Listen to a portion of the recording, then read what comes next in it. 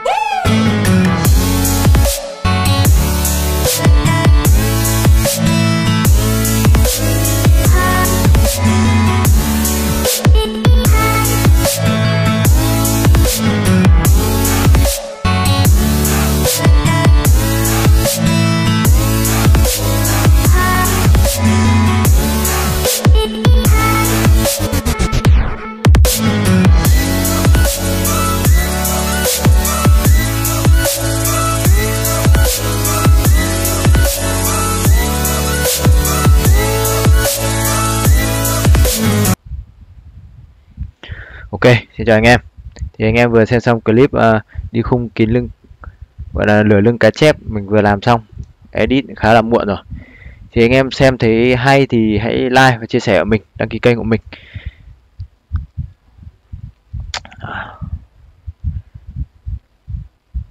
Còn anh em nào thích sở hữu hình xăm thì hãy đến trực tiếp với mình qua địa chỉ số 21 tổ 11 phường Thạch Bàn, quận Long Biên, thành phố Hà Nội.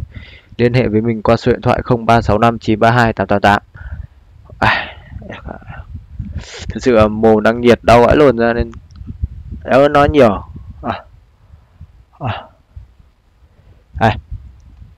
Đây vừa edit, đây vừa edit cho các ông này. Đây quản xăm, phòng xăm của mình đây. Đó, anh em thấy ok không? Cơ sở vật chất ok không?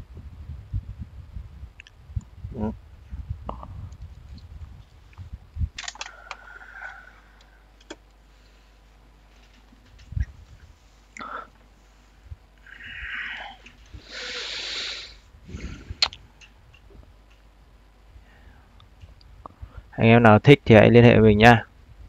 Sẽ đang nhiệt đau ấy, là nó nhiều đau quá.